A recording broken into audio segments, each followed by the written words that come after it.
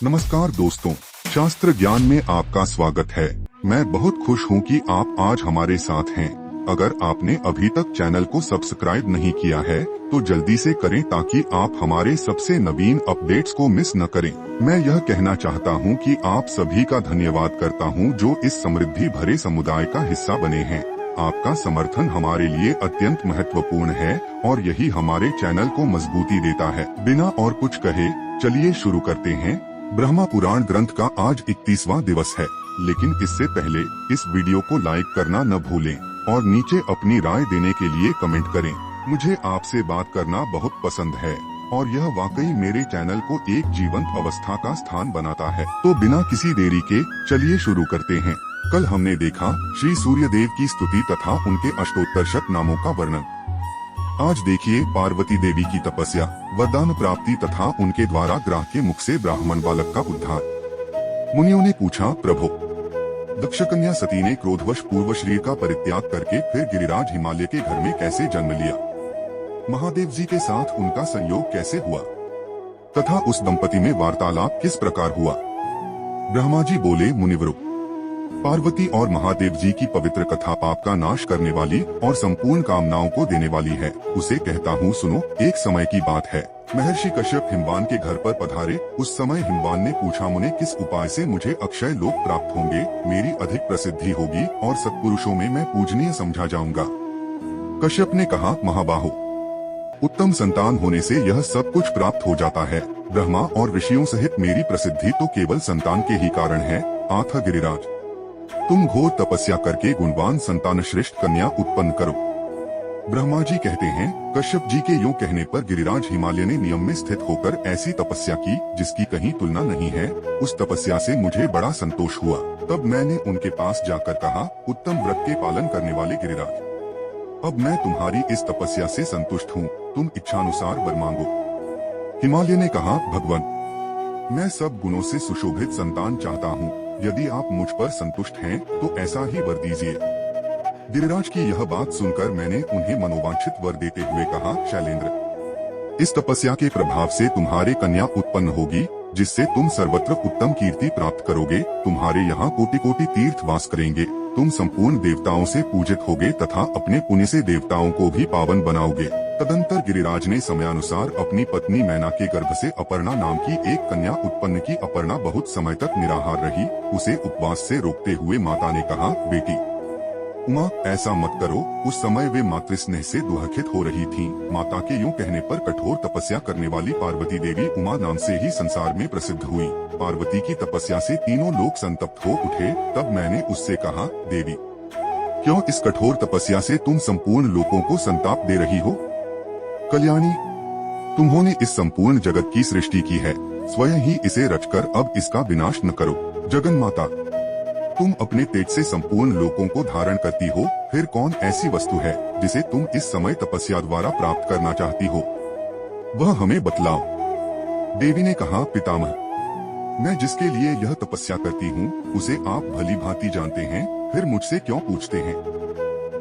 तब मैंने पार्वती से कहा, शुभ्य, तुम जिनके लिए तप करती हो वे स्वयं ही तुम्हारा वरण करेंगे। भगवान शंकर ही सर्वश्रेष्ठ पति हैं।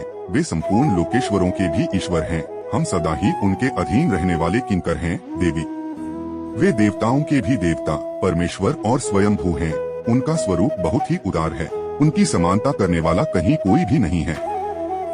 तत्पश्चात देवताओं ने आकर परम सुंदरी पार्वती से कहा, देवी, भगवान शंकर थोड़े ही दिनों में आपके स्वामी होंगे। अब इसके लिए तपस्या न कीजिए। यूं कहकर देवताओं ने गिरिराज कुमारी की प्रदक्षिणा की और वहां से अंतर्धान हो गए।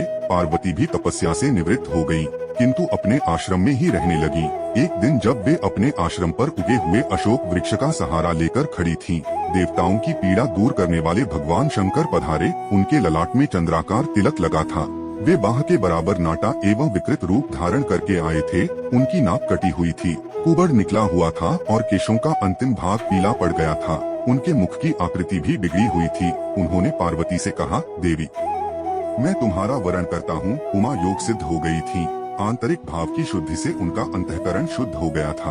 वे समझ गयीं कि साक्षात भगवान शंकर पधारे हैं। तब उनकी कृपा प्राप्त करने की इच्छा से पार्वती ने अर्घ्य, पाद्य और मधुपर्क के द्वारा उनका पूजन करके कहा, भगवान, मैं स्वतंत्र नहीं हूँ, घर में मेरे पिता मालिक हैं, वे ही मुझे देने में समर्थ हैं। मैं तो उनकी कन्या हूँ। यह सुनकर देवाधिदेव भगवान शंकर ने उस विकृत रूप में ही गिरिराज हिमालय के पास जाकर कहा, शैलेंद्र, मुझे अपनी कन्या दीजिए। उस विकृत वेश में अविनाशी रुद्र को ही आया जान गिरिराज को शाप से भय हुआ। उन्होंने उदास होकर कहा, भगवान, ब्राह्मण इस पृथ्वी के देवता हैं, मैं उनका अनादर नहीं करता, किंतु मेरे मन में पहले से जो कामना है उसे सुनिए। मेरी पुत्री का स्वयंवर होगा, उसमें वह जिसको वरण करेगी वही उसका पति होगा।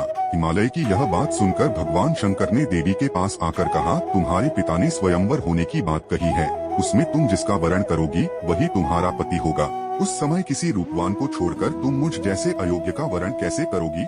उनके यूँ कहने पर पार्वती ने उनकी बातों पर विचार करते हुए कहा, महाभाग, आपको अन्यथा विचार नहीं करना चाहिए, मैं आपका ही वरण करूंगी, इसमें कोई अनोखी बात नहीं है। अथवा यदि आपको मुझ पर संदेह है तो मैं यही आपका वरण करती हूँ। यूँ कहकर पार्वती ने अपने हाथों से अशोक का गुच्छा लेकर भगवान शंकर के कंधे पर रखा और कहा, दे, मैंने आपका वरण कर लिया। भगवती पार्वती के इस प्रकार वरण करने पर भगवान शंकर ने उस अशोक वृक्ष को अपनी वाणी ले सजीव करते हुए से कहा, अशोक, तुम्हारे परम पवित्र गुच्छे से मेरा वरण हुआ है, इसलिए तुम जरावस्था से रहित एवं अमर रहोगे। तुम जैसा चाहोगे वैसा रूप धारण कर सकोगे, तुम में इच्छानुसार फूल लगेंगे, तुम सब कामनाओं को देने वाले, सब प्रकार के आभूषण रूप फूल और फलों से संपन्न एवं मेरे अत्यंत प्रिय होगे। तुम में सब प्रकार की सुगंध होगी तथा तुम देवताओं के अधिक प्रिय बने रहोगे। यूँ कहकर जगत की सृष्टि और संपूर्ण भूतों का पालन करने वाले भगवान शंकर हिमालय कुमारी उमा से विदा ले वहीं अंतर्धान हो गए। उनके चले जाने पर पार्वती देवी भी उन्हीं की ओर मन लगाए एक शिला पर बैठ कर इसी समय देवाधिदेव शिव स्वयं लीला करने के लिए ब्राह्मण बालक का रूप धारण कर निकटवर्ती सरोवर में प्रकट हुए। उस समय उन्हें ग्राह ने पकड़ रखा था। वे बोले, हाय, ग्राह से पकड़े जाने के कारण मैं अचेत हो रहा हूँ, कोई हो तो मुझे आकर बचाए। पीड़ित ब्राह्मण की वह पुकार सुनकर कल्याणमयी देवी पार्वती सहसा उठ खड़ी हुई और उस स्थान पर गयी जहाँ वह ब्राह्मण बालक खड़ा था। वहाँ पहुंचकर चंद्रमुखी देवी ने देखा, एक बहुत सुंदर बालक ग्राह के मुख में पड़ा थर-थर काँप रहा है। ग्राह के खींचने पर वह तेजस्वी बालक बड़ा आर्तनाद करता था। उस ग्राहग्रस्त बालक को देखकर देवी उमा दुहक से आतुर हो उठी और बोली, ग्राहराज, यह अपने पिता माता का एक ही बालक है, इसे शीघ्र छोड़ दो। ग्राह ने कहा, देवी, छठे दिन पर जो सबसे पहले मेरे पास आ जाता है उसी को विधाता ने मेरा आहार निश्चित किया है। महाभागे, यह बालक आज छठे दिन ब्रह्मा जी से प्रेरित होकर ही मेरे पास आया है, आत्म मैं इसे किसी प्रकार न छोड़ूंगा। देवी बोली, ग्राहराज, मैंने हिमालय के शिखर पर जो उत्तम तपस्या की है उसका पुण्य लेकर इस बालक को छोड़ दो, मैं तुम्हें नमस्कार करती हूँ। ग्राह ने कहा, देवी, आपने थोड़ी या उत्तम जो कुछ भी तपस्या की है वह सब मुझे दे दें तो शीघ्र ही यह छुटकारा पा जाएगा। देवी बोली, महाग्राह, मैंने जन्म से लेकर अब तक जो पुण्य किया है वह सब तुम्हें समर्पित है, इस बालक को छोड़ दो। देवी के इतना कहते ही उनकी तपस्या से विभूषित हो वह ग्राह दोपहर के सूर्य की भांति तेज से प्रज्वलित हो उठा। उस समय उसकी ओर देखना कठिन हो रहा था। ग्राह ने संतुष्ट होकर विश्व को धारण करने वाली देवी से कहा, महाव्रते, तुमने यह क्या किया?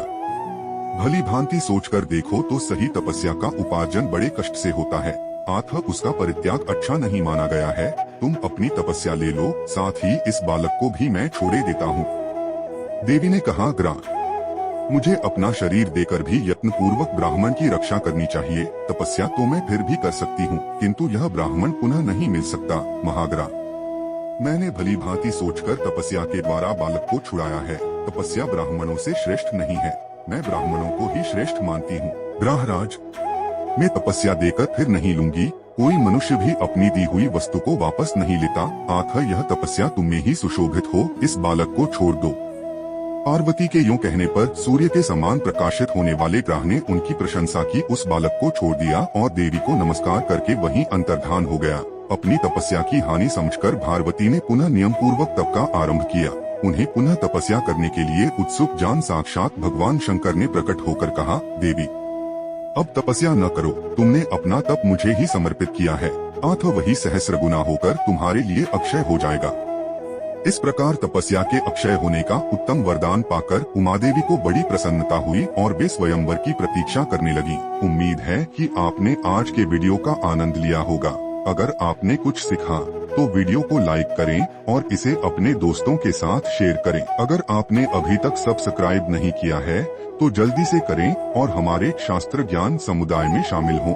हम हर रोज हमारे शास्त्रों के रोचक वीडियो में कुछ न कुछ सीखते हैं और मुझे आपको इस सफल यात्रा में साथी बनाकर खुशी होगी। आपने मेरे साथ यह समय बिताया। आपका समर्थन हमारे चैनल की धड़कन है और मैं हर एक आपके लिए बनाए गए वीडियो में यही प्राप्त करना चाहता हूँ। मिलते हैं अगले वीडियो में, तब तक के लिए जय श्री राम, जय श्री कृष्ण, हर हर महादेव, जय बजरंग बली। धन्यवाद।